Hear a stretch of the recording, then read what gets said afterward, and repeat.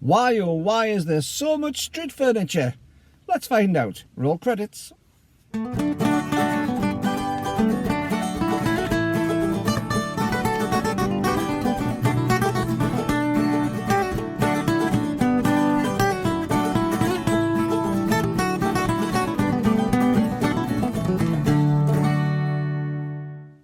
Well, hi, Brian James. I'm making 4/3 guy with you once again. I'm going to try and speak a little bit slow. I had one of my comments said about me speaking rather quickly. I'm from the northeast of England, from just outside Newcastle originally, and we all tend to talk very fast out there. So if I do talk a bit fast for you, I do apologise. It's something which just comes naturally to me from where I'm from.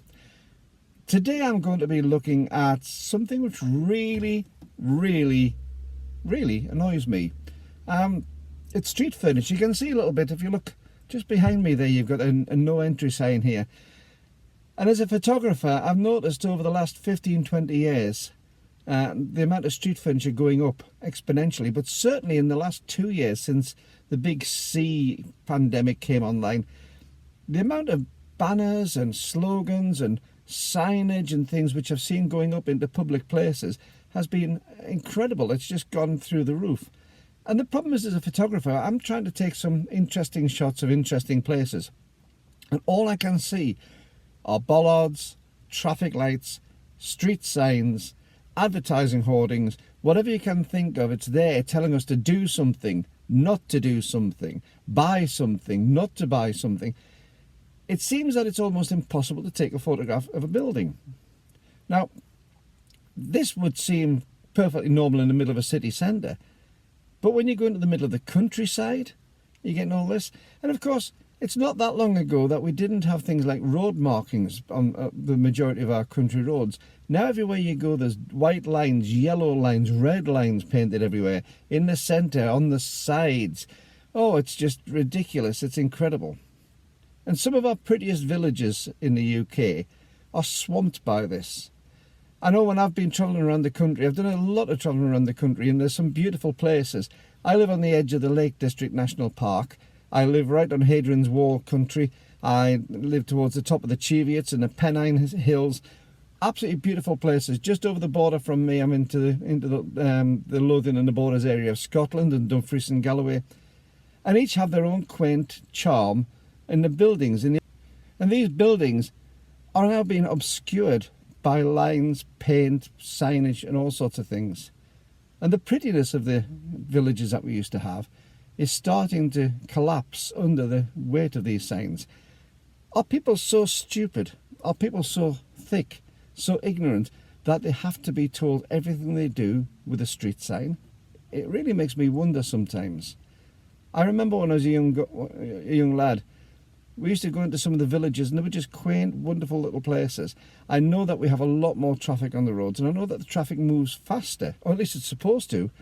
But I seem to get into places slower than I ever did because of the volume of the traffic and the fact that every time you go anywhere there's a new roundabout or a new set of traffic lights stopping you from moving rather than speeding up the movement. And the road planners seem to think that this is a wonderful thing, but to speed up traffic movement. But every time I see one of these schemes put into place, it seems that the traffic movement slows rather than increases. So what's it like where you are? I've got people from all over the world here. I've got from the Antipodes, I've got people from the Americas, I've got people from Europe, from Asia, all looking at this channel, and it's wonderful to have you here. But it does make me wonder what it's like where you are. Has the onset of public signage and public street furniture gone through the roof where you are? Or are you still blessed with the ability to take photographs of buildings without a traffic bollard or a no entry sign or a set of traffic lights in the way? Now, I've just been into my local town. I thought I'd do a small video about where I'm actually from. A few people have asked me for that, and I'm going to try editing that tonight. But I've literally just been into my local town, and we've got some wonderful buildings, some quaint buildings in there, and the town's got a certain amount of history, but you just can't photograph them normally. I've been using my 14-140 lens, and quite often with a wide angle lens in the past you could manage to get in close enough to avoid some of the street furniture. But it's starting to get to the point where you can't get near enough, even with a wide angle lens, to be able to get a building in without some of that mess. And the other thing I've noticed, which is really bad, and you'll see it on a photograph. I'll put it up here. It's from the Brampton shots, but I'll show you here. Lovely little church cottage at the side of the church in Brampton.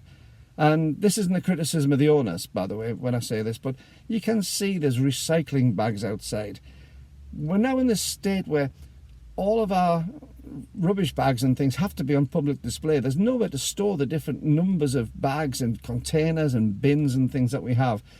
And they tend to be now part of the normal street furniture. You go around my estate where I live, and there's always a black wheelie bin outside or a green wheelie bin outside, and you're supposed to take them in, but people aren't necessarily at home when they're emptied, and even then they don't necessarily have somewhere to store them. So these become part of the architecture of the street as well. And again, to me, it's something of an eyesore on these wonderful buildings. And as I say, don't get me wrong, this is not about the owners of the properties.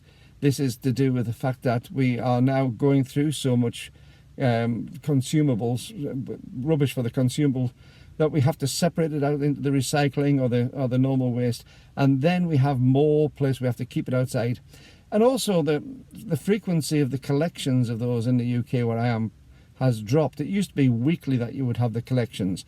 Now they come for your general waste on one week and your recycling on the next, and there's always something going on where you've got something left for the next time. So what's it like with you? Leave a comment below. I'd love to see your comments, because it is really interesting as to what's happening in your locality. But do you have problems if you're going out and taking photographs outside, whether it be a landscape shot or something in your own town or in your own street? Even in the countryside, I try taking photographs of wonderful landscapes and find that sometimes I haven't even noticed them. I've been so enthralled by the landscape itself that I've hardly even noticed that there's telegraph cables, and I either have to take them out in post-production or just live with them. And even if I had seen them at the time, I couldn't get around them because they're totally in the way. I can understand when you have things like railway lines and some of the road structure that we have, but there's an awful lot in the way of it. So I put a few little shots on here just to show you what I mean. The main shots in the town are in the middle of Carlisle, the city centre where I'm living beside, and you'll see on there that there's an awful lot of things like traffic lights and refuse bins. And the bins which we have now, we've always had bins in public areas, you know, for rubbish, but now they seem to be these monstrosities to the size of a cabinet almost, with various holes to put your different recycling into because we have to pre-sort it. But it's taken what was just something as a convenience and now made it a major part of the infrastructure and a major part of what we see. So if you found this video useful or you like this video, don't forget to hit the subscribe button below and give me a big thumbs up, because that gets YouTube's algorithms to spread the video to more and more people. And to those who supported the channel with a donation through PayPal, there's a link below. Thank you very much on that one. But until the next time, keep on taking your camera out, keep on enjoying your photography, and keep on taking photographs. See you next time. Bye-bye.